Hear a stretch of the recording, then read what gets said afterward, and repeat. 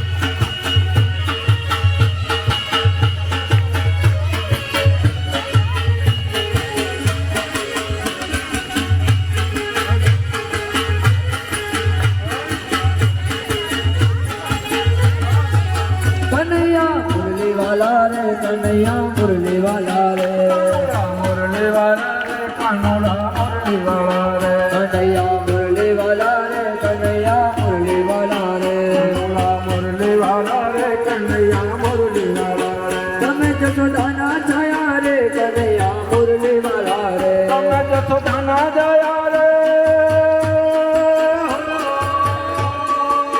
તમે જશોદાના જયા રે કાનોલા મુરલી વાલા लगो लगो लगो लगो प्यारा लगो रे कन्हैया मुरली वाला रे हमको लगो प्यारा प्यारा प्यारा प्यारा हमको लगे प्यारा रे कान्होड़ा मुरली वाला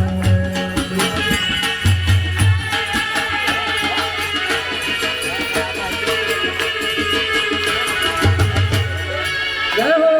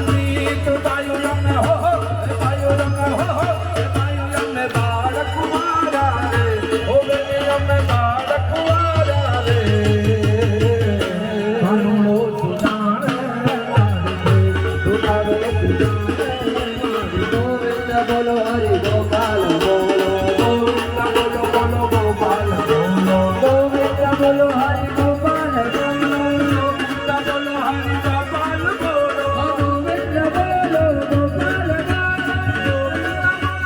गोपाल राधा रमण हरि गोविंद राधा रमण हरि गोविंद गोविंद बोलो हरि गोपाल बोलो गोविंद बोलो हरि गोपाल जगन्नाथ जगन्नाथ जगन्नाथ जगन्नाथ जगन्नाथ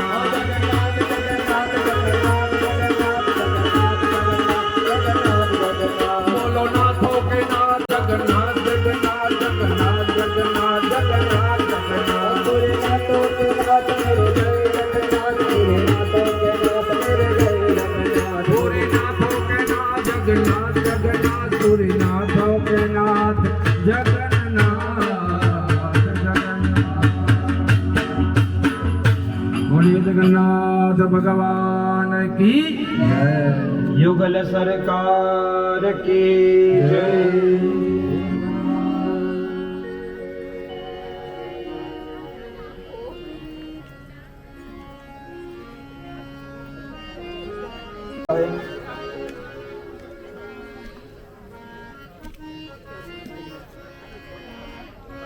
क्योंकि हमारे यहाँ ऐसी प्रथा है कि विवाह के पूर्व जो रात्रि होती है उसमें डांडिया रस होता ही है, गरबा होता ही है। तो आज भगवान का विवाह है, विवाह से पूर्व गरबा भी हो गया, महारास भी हो गया। लेकिन जहाँ पर वृंदावन में भरपूर आनंद हो रहा था, वहीं मथुरा नगरी में कंस को बड़ी चिंता सता रही थी।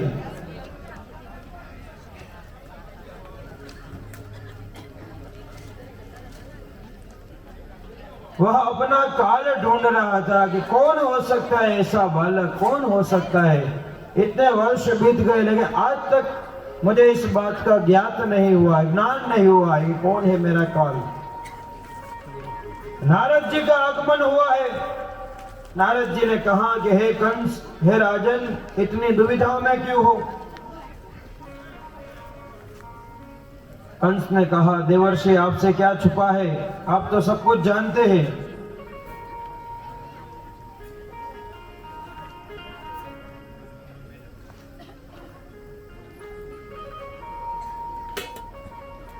मेरी चिंता का कारण भी आप भली भांति समझते हैं।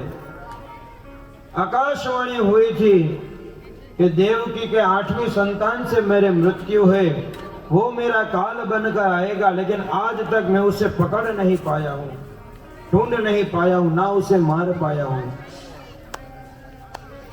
नारद जी ने पूछा, आपको किसी के ऊपर शंका है? बोले, मुझे प्रारंभ से ही ऐसी शंका है कि जो यशोदा और नंद का जो पुत्र है, लड़का है, जैसे लोग कन्हैया कहते हैं, वही देवकी और वसुदेव की 8वीं संतान है।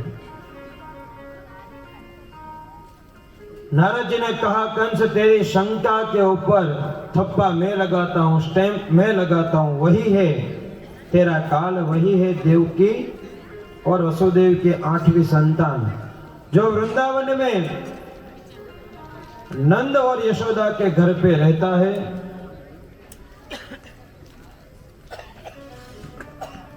कंस ने कहा, देवर्षि बताइए कैसे हम उसे समाप्त करो। नारद जी ने कहा, वो काम मेरा नहीं, वो तुम जानो। मेरा काम था तुम्हारी चिंता को दूर करना, अब तुम जानो और तुम्हारा काम जाने।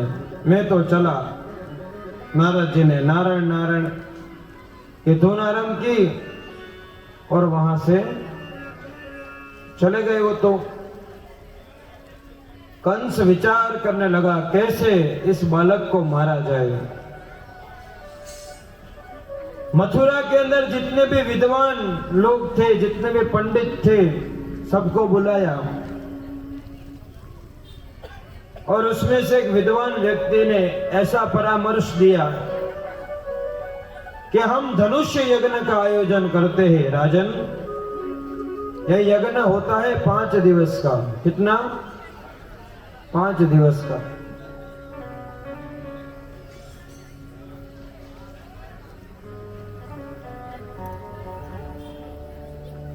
देखो हम कथा में बैठे हैं, लेकिन कथा हमारे अंदर तभी बैठेगी जब हमारा अंतःकरण यहाँ पर होगा, मन हमारा यहाँ पर होगा। बातें करने के लिए पूरा जीवन है, पूरे जीवन भर यही काम करना है, बातें करना है, तेरी मेरी करना है।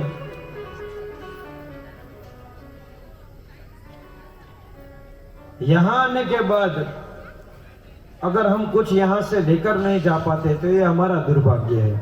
भगवान तो यहां हमें कृपा करके भेज रहा है।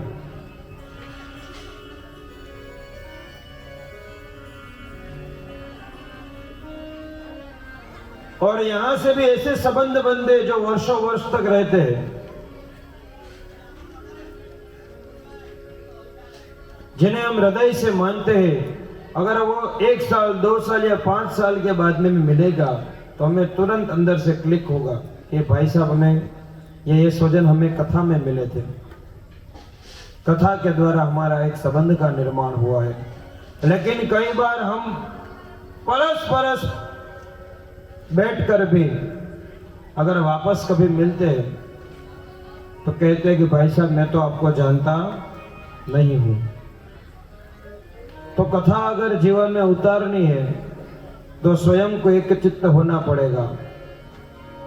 ये मन है, मुंशी का काम करता है, जो पूरे दिन हिसाब ही करता रहता है, कभी धन का, कभी संबंधों का, कभी स्वार्थ का। उस मुंशी को यहाँ पर स्थिर करना है। अगर मुंशी स्थिर हुआ, मन स्थिर हुआ, तो ही एक काया का यहाँ रहने का कोई फायदा है। अगर मुंशी जी यहाँ पर नहीं रहेंगे तो हमारे भी बैठने का कोई ज्यादा फर्क नहीं पड़ेगा। इसीलिए एक चित्त हो जाओ, क्योंकि कथा का दूसरा नाम थाक है। थकान से बचना है तो कथा सुनो, व्यथा को समाप्त करना है तो कथा सुनो। अगर कथा सुनने के बाद भी कुछ सीखे नहीं तो व्यथा तो है ही फोगट में, वो तो पकड़ ही लेगी। इसलिए शांतितया कथा का श्रवण करो। विद्वानों के मत के द्वारा 5 दिवसीय धनुष्य यज्ञ करने की प्रेरणा दी गई कि अगर हे राजन, ये यज्ञ में एक धनुष्य रखा जाएगा जिसकी रक्षा 5 दिवस तक होती है। ये यज्ञ के पूर्णाहुति होने तक अगर धनुष्य सुरक्षित रहता है तो राजा होता है, वो अजय हो जाता है, फिर उससे कोई हरा नहीं सकता है। उसका शत्रु जीवित नहीं रहता है, उसके शत्रु की मृत्यु हो जाती है। अब पता चल गया कि वो बालक कौन है, कहां पर रहता है वो भी पता है, लेकिन लेने कौन जाएगा ये भी एक प्रश्न है। इसलिए अपने विश्वास पात्र व्यक्तियों में से एक व्यक्ति को बुलाया जिसका नाम था अक्रूर। अक्रूर से कहा प्रातः काल आपको वृंदावन में जाना है, वहां से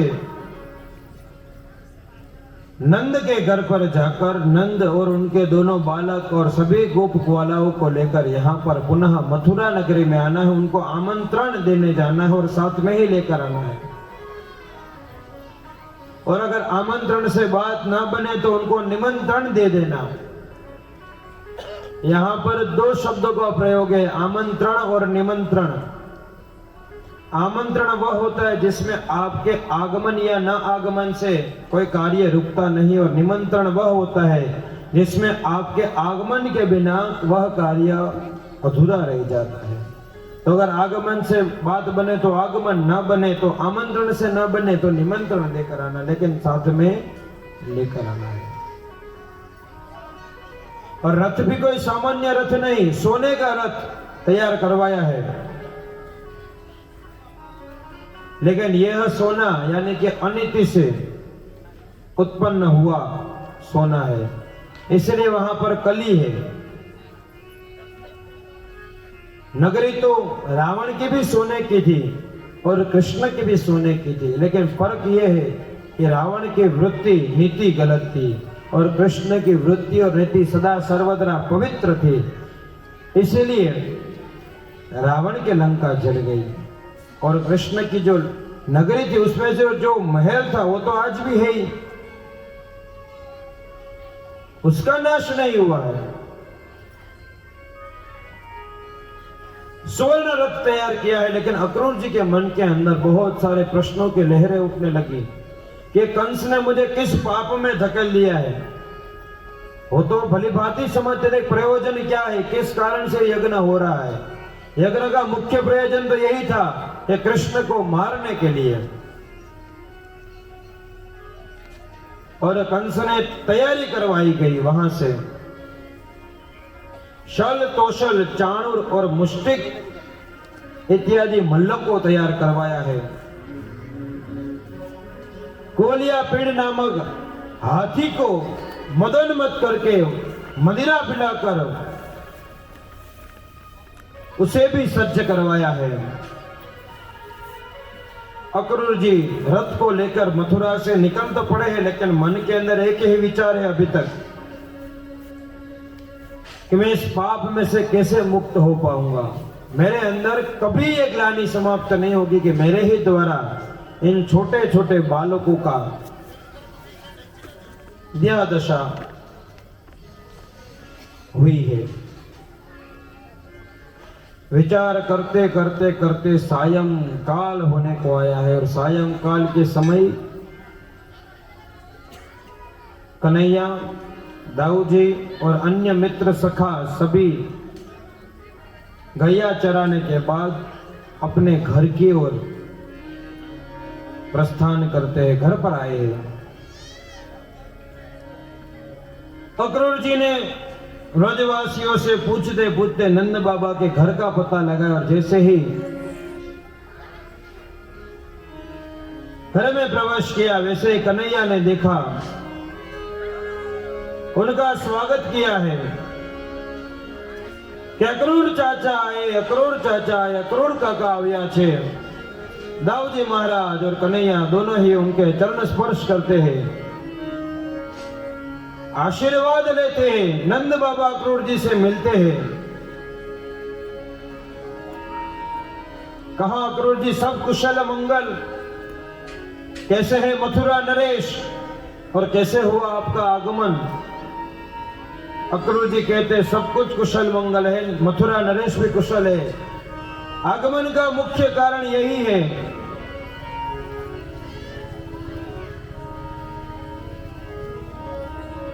कि मथुरा नरेश ने धनुष्य यज्ञ का आयोजन किया है, और आप सभी उसमें सादर आमंत्रित है। मैं आप सबको आमंत्रण देने के लिए आया हूं, खास लेने के लिए आपको आया हूं।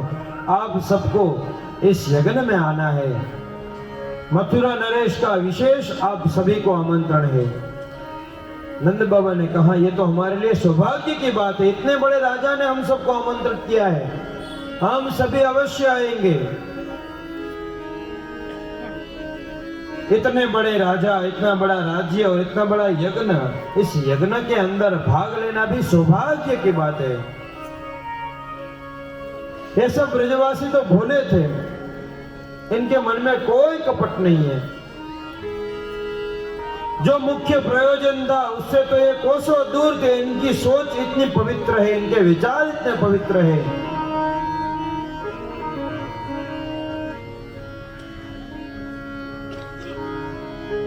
रात्रि के समय भोजन करने के बाद अक्रूर जी की चरण सेवा करने के लिए कन्हैया और दाऊ जी दोनों ने एक एक चरण अपने हाथ में लेकर उनके चरण सेवा आरंभ की, और कहते हैं कि हे अक्रूर चाचा, आप कितने दूर से आए होंगे, आप थक गए होंगे, लाइए हम आपके चरण दबा देते हैं। अक्रूर जी मन में विचार करने लगे कि मुझ जैसे पापी को तो नरक में भी स्थान नहीं मिलेगा। जिन बच्चों के इतने सुंदर भाव है, जो मेरी चरण की सेवा कर रहे हैं, कैसे मैं बताऊं कि मैं उनको मौत के मुंह की ओर लेकर जा रहा हूं।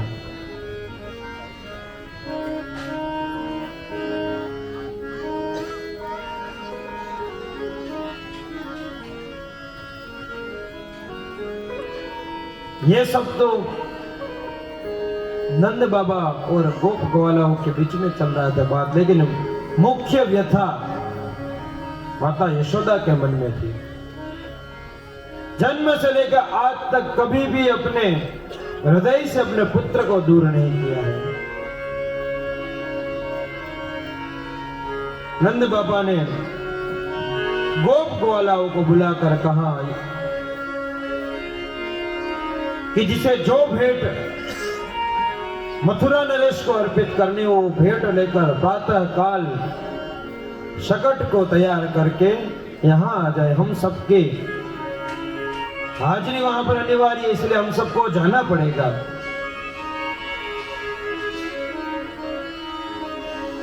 रात्रि का समय हुआ है। नंद बाबा शयन मुद्रा में शयन की ओर बढ़े हैं। अक्रूर जी भी विचार करते करते उनकी भी आंख लग गई, वो भी सो गए। दाऊ जी और कन्हैया भी दोनों ही सो गए। लेकिन आज यशोदा ने अपने पास, अपने हृदय के पास अपने कन्हैया को सुलाया है।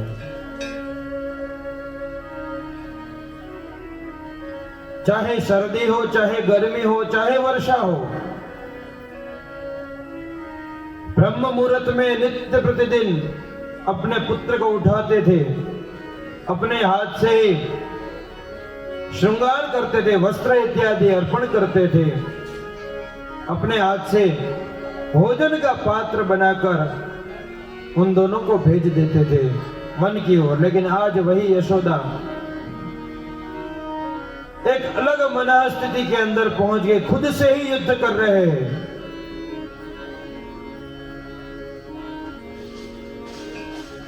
कल सुबह होते ही मेरा कन्हैया मुझसे दूर चला जाएगा। मैं तो एक भी दिन उससे दूर नहीं रह पाते। इतने दिनों तक कैसे दूर रहूंगी? अभी उन्हें तो ये पता ही नहीं है कि अब कृष्ण का वापस आगमन होगा ही नहीं।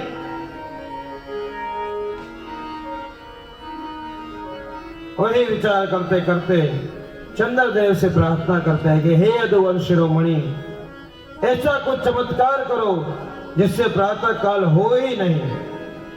ऐसी ही रात्रि दीर्घ काल के लिए चलती रहे और चलती रहे, और मैं अपने पुत्र को, मैं अपने लाल को यूं ही निहारती रहूं, देखती रहूं।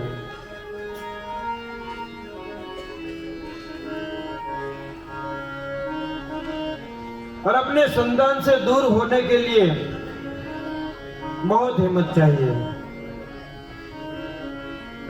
और सबसे ज्यादा तो अभिवादन देने का मन उन माताओं को हो रहा है जिन्होंने अपने पुत्र को देश की रक्षा करने के लिए सरहद पर भेजा है। उन सभी माताओं को शत शत नमन है। हम तो 5 दिन, 10 दिन या 1 वर्ष के लिए अपने पुत्र से दूर होते हैं, वो भी आज इतनी सुख सुविधाएं हो चुकी है।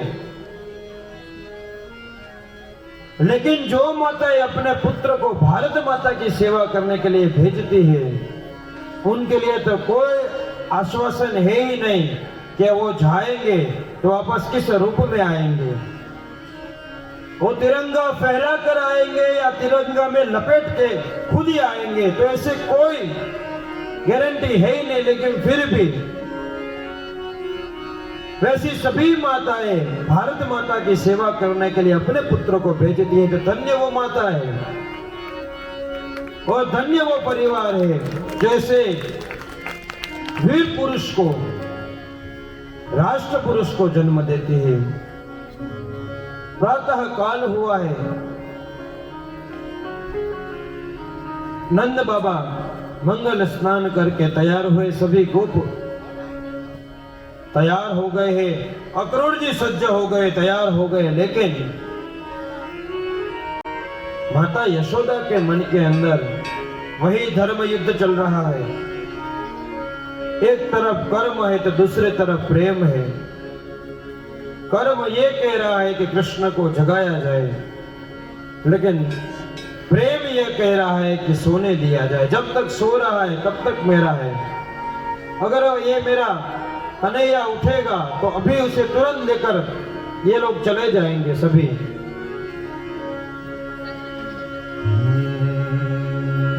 पूछो तो खरा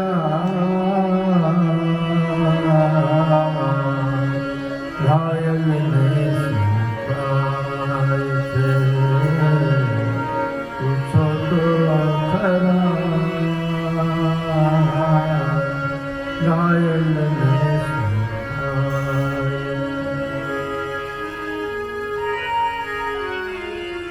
अपने मन को आश्वासन देते हुए यशोदा जी कन्हैया को जगाते, हे लल्ला उठो, भोर भई है बेटा, उठो मेरे लाल, जगो कन्हैया। स्नानादि कर्म करवा के सुंदर वस्त्र पहनाकर अपने हाथ से चंदन का, केसर युक्त चंदन का सुंदर श्रृंगार किया है, उपवस्त्र पहनाया है और कन्हैया को आज अपने हाथ से मक्खन खिलाया है। आज ये अंतिम बार है जब भगवान ने मक्खन खाया है। आज के बाद कन्हैया मथुरा के राजा भी बने थे, लेकिन वहां सब कुछ होने के बावजूद भी उनको हमेशा कमी इसी बात की लगती थी कि हाँ मेरे लिए सब कुछ उपलब्ध है, लेकिन यहाँ पर जो भाव है वो राजा का है। यहाँ लोग मुझसे डरते हैं और जो व्रज के लोग हैं वो भोले हैं, वो मुझसे प्रेम करते हैं, मुझे अपना समझते हैं और वही भाव उन्हें याद आता है। और आज माता के हाथ से मक्खन खाकर गौशाला में जाकर अपनी प्रिय गाय गंगी से मिले हैं, गंगी को तिलक किया, उनका अर्चन किया, उन्हें दुलार किया है।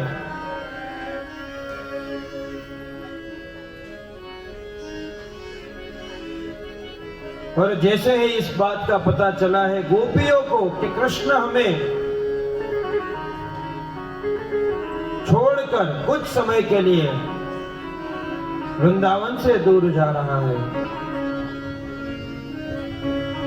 सभी गोपियां रोते रोते नंद बाबा के घर को, जैसे किसी ने एक किले को घेर लिया वैसे पूरे घर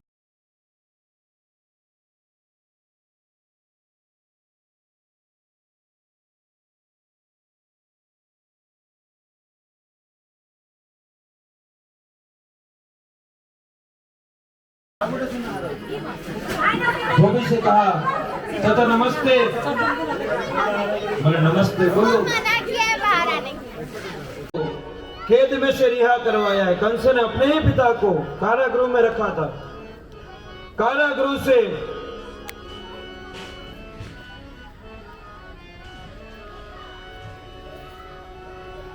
मुक्त करवाया है। कंस की दो पत्नी थी, अस्ति और प्राप्ति। उनके पिता का नाम था जरासंध, जो मगध देश के राजा थे। पति के मृत्यु के बाद दोनों ही पत्नियां अपने पिता के घर पर चले।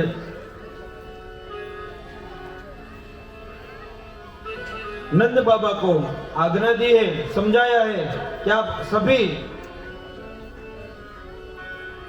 गोप के साथ में वापस जाइए। तब समझाते हुए कहते हैं कि जो अस्ति और प्राप्ति गई है, इनका पिता जरासंध ये शांत नहीं बैठेगा, तुम्हारे ऊपर अवश्य आक्रमण करेगा, इसलिए हे कृष्ण हमें यहीं रहने दो।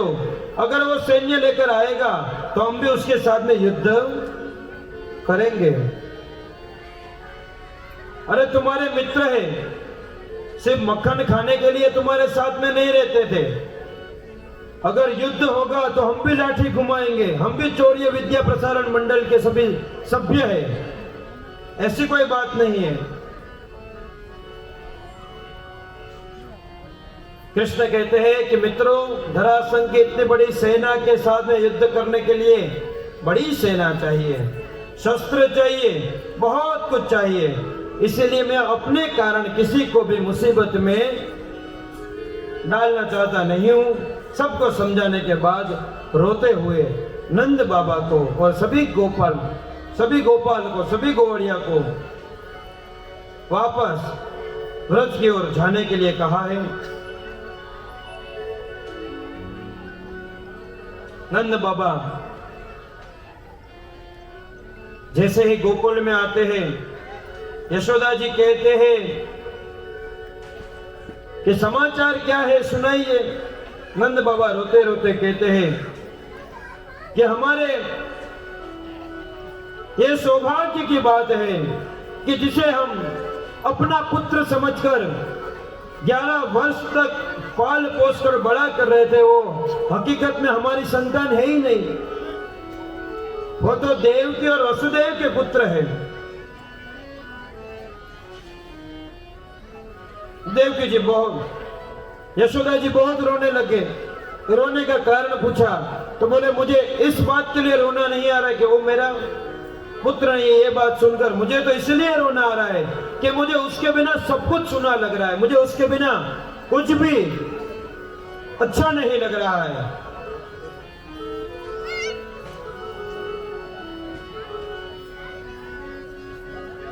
कृष्ण और दाऊ जी महाराज उग्रसेन राजा को मथुरा का राजा बनाकर सांदीपनि ऋषि के आश्रम उज्जैन एमपी मध्य प्रदेश में गए हैं। वहां पर काशी के विद्वान ब्राह्मण है, उज्जैन में रहकर अध्यापन करते थे, करवाते थे। सुदामा के साथ उनकी मित्रता होती, जिनकी विस्तृत कथा कल के सत्र में होगी।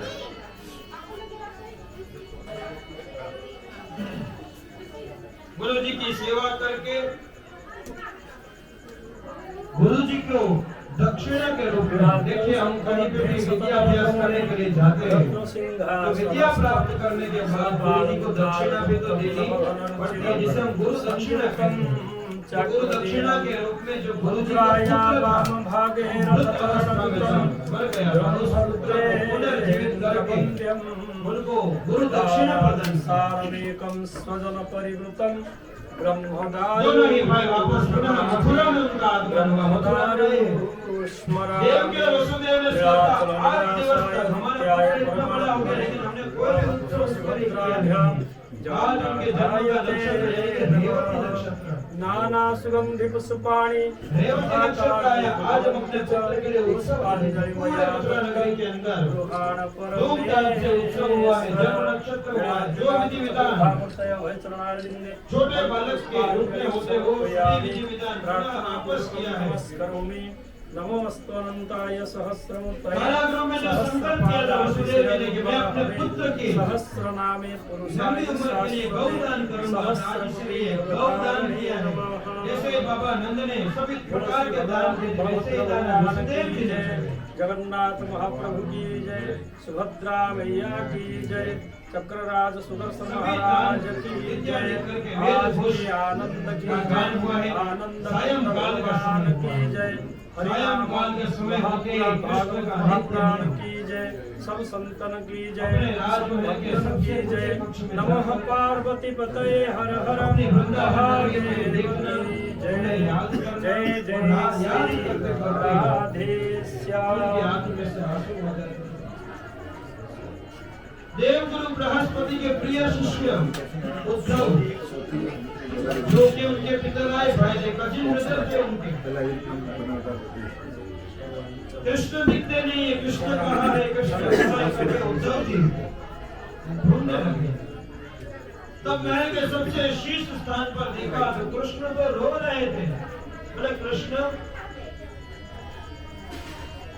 आज तो इतना बड़ा उत्सव हुआ है, आज तो तुम्हारे जन्म का इतना बड़ा प्रसंग उत्सव हुआ है। आज के दिन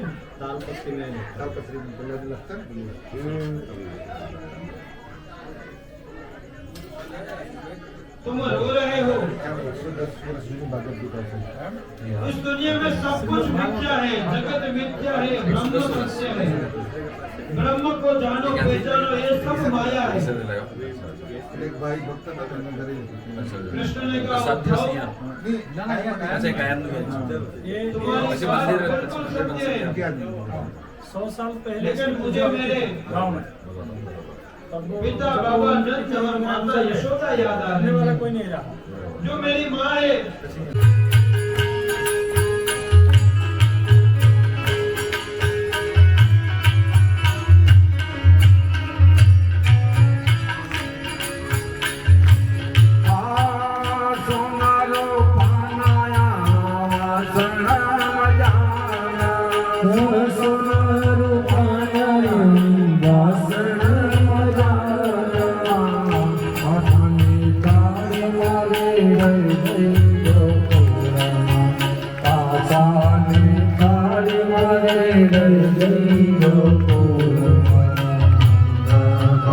माता यशोदा जी सांभळे।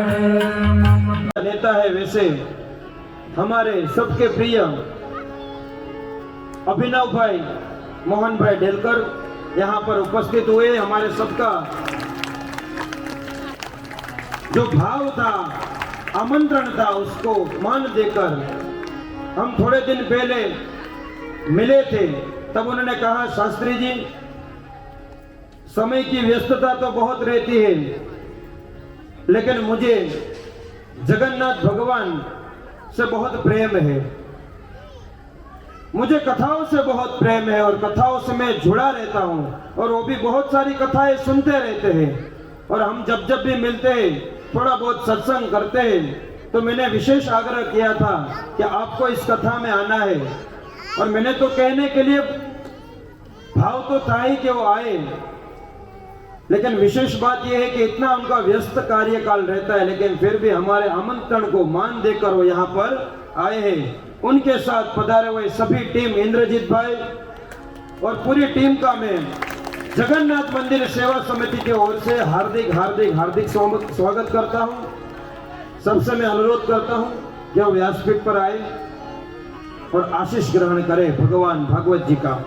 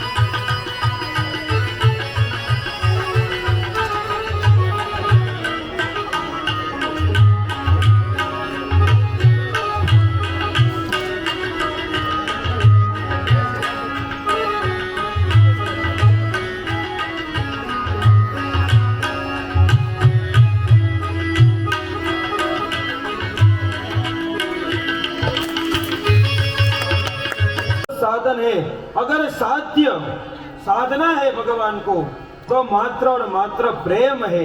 प्रेम और भावना से ही भगवान को हम साध सकते हैं, प्रभु को प्राप्त कर सकते हैं। इसलिए गोपियों ने प्रभु को साध्य किया है, साधा है। उद्धव से कहा, उद्धव आपके पास जो ज्ञान है, वो ज्ञान आप गोपियों को दीजिए, क्योंकि गोपियां मुझसे ज्यादा दुखी है। उद्धव ने कहा, मैं आपके लिए क्या संदेश लेकर जाऊं, ये आप मुझे बताइए। कृष्ण ने कहा, प्रेम को कदापि कागज में उतार नहीं सकते।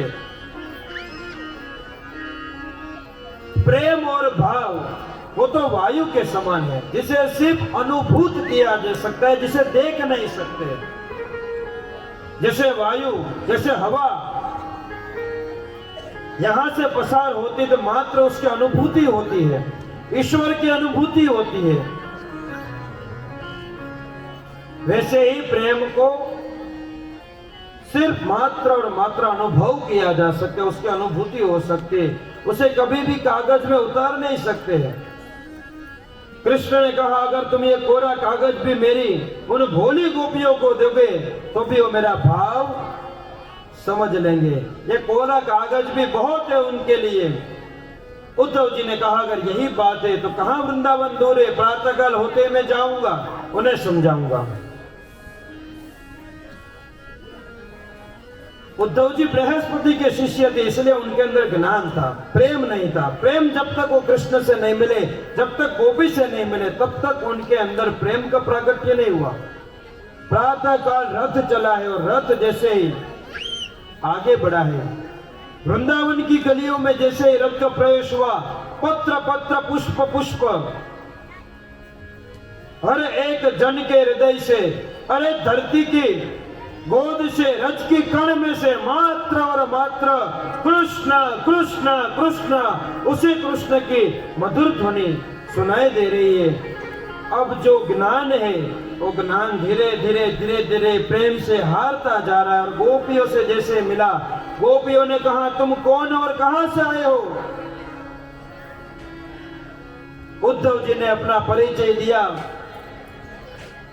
कि मैं मथुरा से आया हूं। तो बोले तुम दूर हो जाओ, मथुरा से आने वाले हर एक व्यक्ति से हमें घृणा है।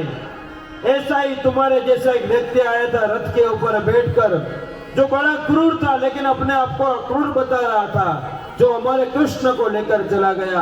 आज तुम हमसे और क्या लेने के लिए आए हो? अब हमारे पास जीने का एक ही सहारा है, कृष्ण का नाम और मां यशोदा।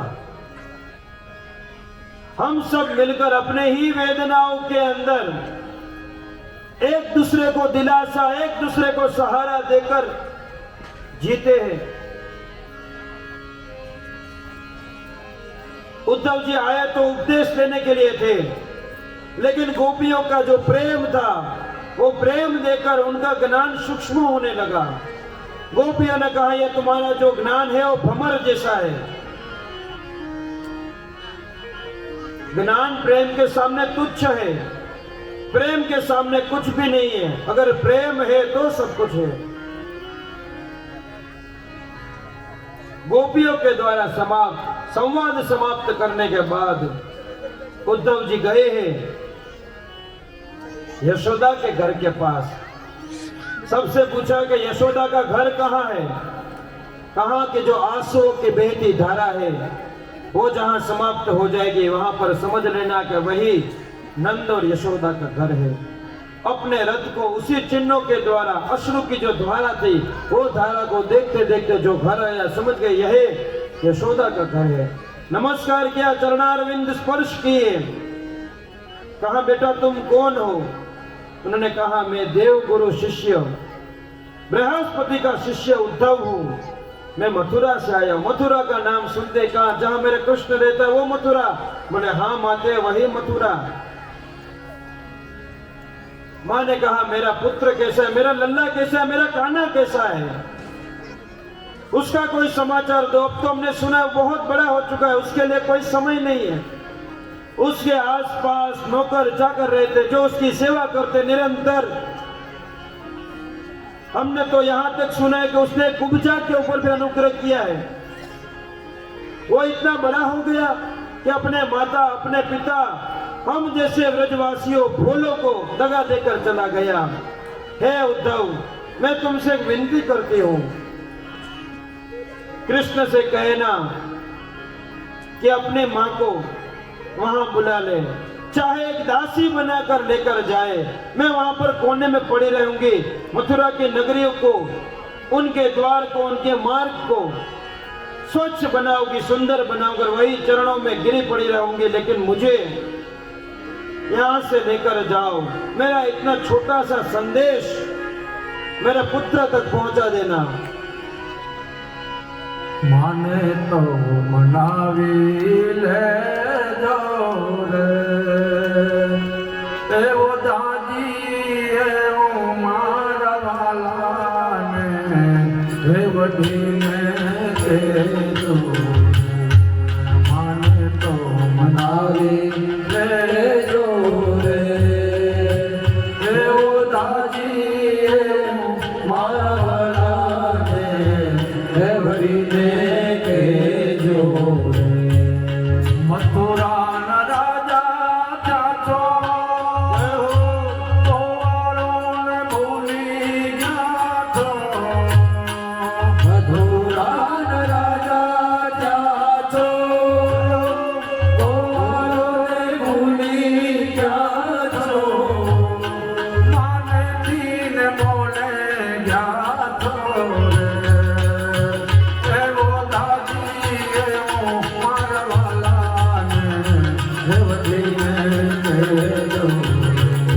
माने तो मनावी ले रे, मारवाला ने वडी लेके जो रे, मारवाला ने वडी ले जो रे।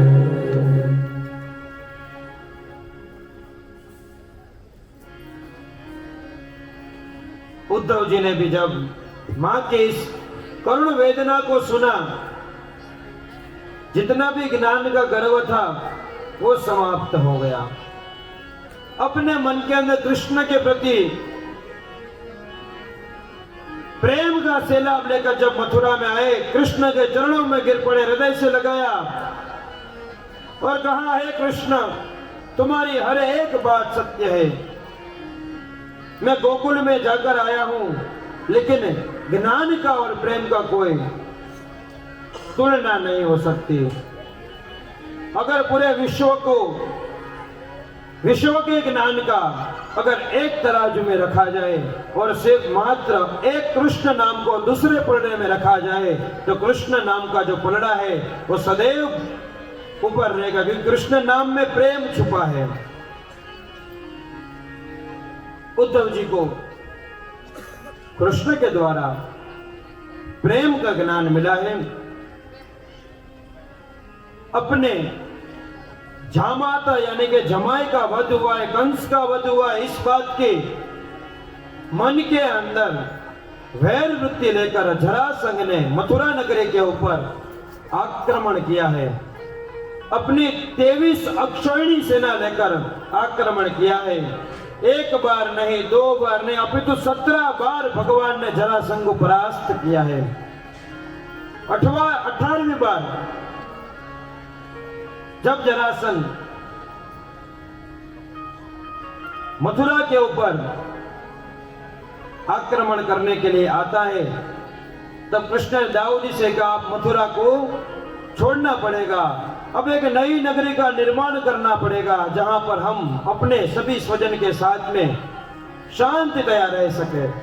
और ये नगरी और कोई नहीं, समुद्र के पास बसी हुई द्वारिका नगरी का निर्माण भगवान ने किया है। लेकिन ये द्वारिका नगरी का भी बहुत बड़ा इतिहास है। हम सब यह जानते हैं कि द्वारिका नगरी का निर्माण कृष्ण ने किया, लेकिन सबसे पहला इसका निर्माण किया था ब्रह्मा जी ने। द्वारिका नगरी का भूतपूर्व नाम है कुशा क्षेत्र। कुश यानी कि दर्भ। ब्रह्मा जी ने दर्भ को छोड़ा था और कहा था, जिस भूमि के ऊपर ये कुश स्थिर होगा, उस भूमि के ऊपर योगी संत जप तप कर पाएंगे। जहां पर कुश स्थिर हुआ, वहां पर योगियों ने जप तप किया। तत्पश्चात दाऊद जी महाराज का जब विवाह हुआ था, तो विवाह के समय में दाऊद जी महाराज के ससुर ने ये जो टापू था, जैसे पहले तो टापू ही था, वो द्वारिका तो बना नहीं था, इसलिए टापू था, इसका दान किया था विवाह में। और इस बार द्वारिका नगरी का निर्माण उसी टापू के ऊपर हुआ, यदा कदा हुआ है। दाऊद जी महाराज का विवाह का अब समय हो गया, क्योंकि कृष्ण का विवाह अगर कथा लेनी है तो पहले दाऊद जी महाराज के विवाह की कथा होनी चाहिए। ब्रह्मा जी के आदेश के बड़े भाई दाऊद जी महाराज का लग्न विवाह अनर्थ देश के राजा रेवत के पुत्री रेवती के साथ में हुआ है, जिनकी एक ही पुत्री है, जिनके साथ में उनका विवाह हुआ है। बहुत सारा दायजा यानी कि वस्तु उनको प्रदान की है। बड़े भाई के विवाह की ही राह कृष्ण देख रहे थे। जब बड़े भाई का विवाह हो जाए तो अपना नंबर लगे, क्योंकि हमारी परंपरा है, बड़े भाई से पहले छोटे का विवाह होता है नहीं। सुखदेव जी महाराज को परीक्षित जी महाराज प्रार्थना करते, परीक्षित कहते कि अब मेरे ठाकुर का विवाह का समय हो गया, ये कथा मुझे थोड़ी विस्तार से कहिए। दाऊद जी महाराज की कथा तो आपने कुछ शब्दों में कह दी, लेकिन इनकी कथा मुझे विस्तार से कहिए। कहते हैं कि विदर्भ देश के राजा भीष्मक, जिनके 5 पुत्र और 1 कन्या थी, पुत्रों के नाम रुक्मे, रुक्मरथ, रुक्म बाहु, रुक्मेश, रुक्ममाली नामक 5 पुत्र और रुक्मिणी नाम की 1 कन्या हुई है। रुक्मिणी अब विवाह के योग्य हो गए थे, इसलिए पिताजी अब योग्य वर ढूंढने के लिए उन्होंने अपनी शोध प्रारंभ कर दी। रुक्मिणी जी से पिताजी ने कहा विवाह, तो लक्ष्मण जी ने कहा मुझे बिल्कुल भी विवाह करना नहीं है। पिताजी ने कहा क्यों बेटा, क्यों विवाह नहीं करना है? पुत्री तो अपने पति के घर पे ही शोभायमान होती है। पिता के घर पे चाहे कैसा भी राज हो, साम्राज्य क्यों ना बड़ा हो, लेकिन वो अपने पति के घर पे ही अच्छी लगती है। इसलिए बेटा विवाह तो करना ही पड़ेगा। पिता कहते हैं कि अगर तुम्हारे मन में कोई है तो बता दो, तो मैं उससे भी तुम्हारा विवाह करने के लिए तैयार हूं। लक्ष्मण जी कहते हैं कि पिताजी हाँ, मेरे मन में कोई बसे तो है। बोले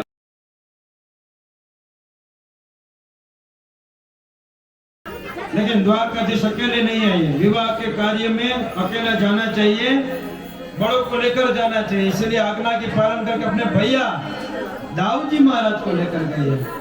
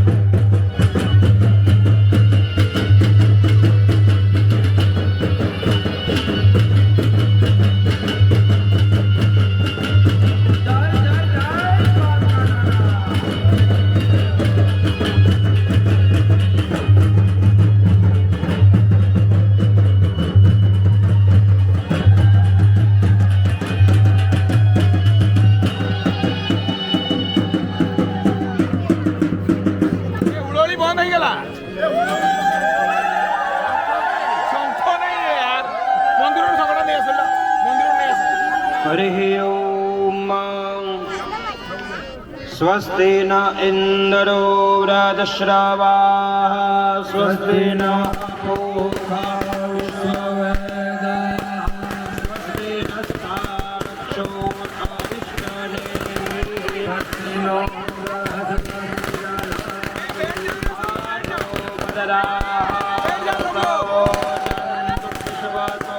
दभ्रासो अपरेतास उद्भिदाः देवानो जथा सदमिद्ब्रूते असन्नप्रायुः रक्षितारो दिवे दिवे।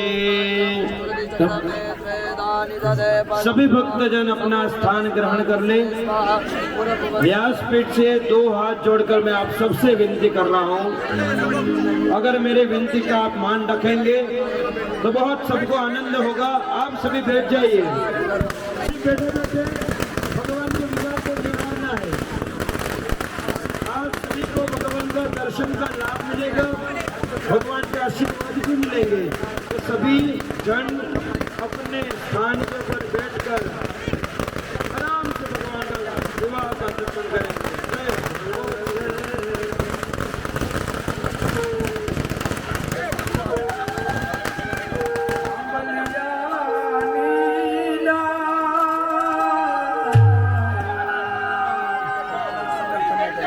कोयल बैठी बलियानी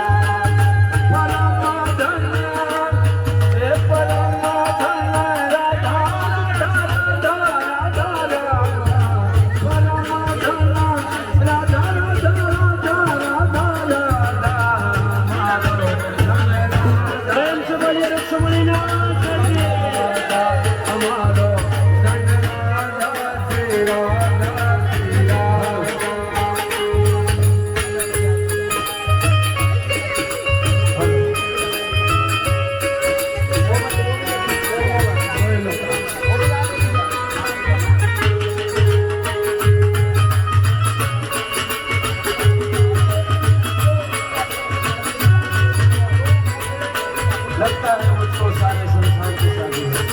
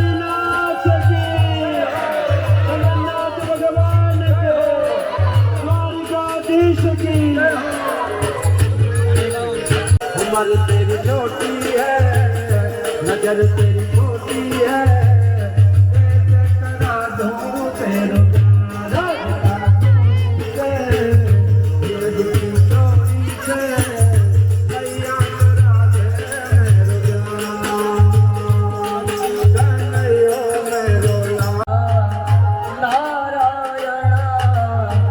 नारायण नारायण नारायण नारायण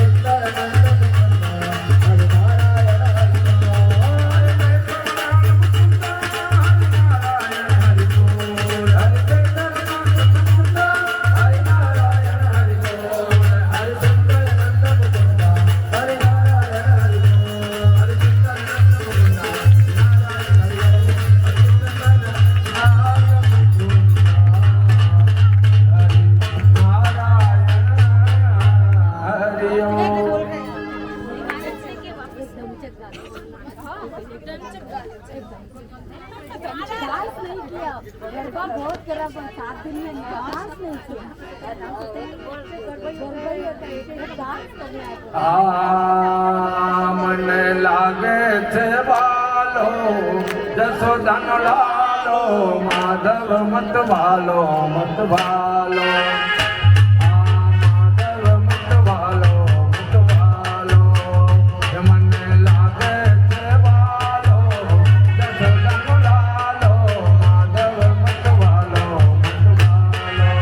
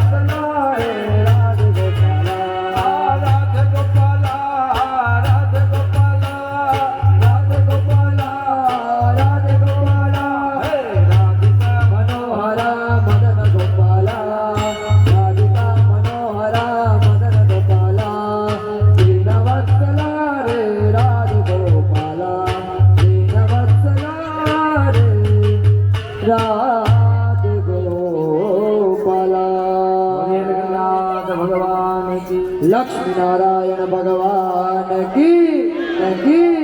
सभी लोग हाथ उठा के बोलिए, भगवान की अभी शादी हुई है, हर्ष उल्लास के साथ सभी को बोलना है। प्रेम से बोलिए लक्ष्मी नारायण भगवान की। आज का षष्ठम सत्र भगवान जगन्नाथ जी के चरणों में अर्पित करते हैं। भगवान के दर्शन करने में जो भी भक्तगण बाकी है वो दर्शन कर लिए ताकि ऊपर आ जाए। भगवान की आरती होगी। यहाँ से जिन जिन लोगों के भक्तजनों के नाम लिए जाएंगे वो व्यासपीठ पर पधारेंगे, भगवान जगन्नाथ जी की आरती करेंगे। संदीप भाई ठक्कर, परेश भाई ठक्कर, कृति भाभी पटल, मैत्री भाभी एंड फैमिली, निहार भाई, मनोज भाई, प्रदीप भाई, ओमिया भाई, मधु भाई, मेधा कुलकर्णी,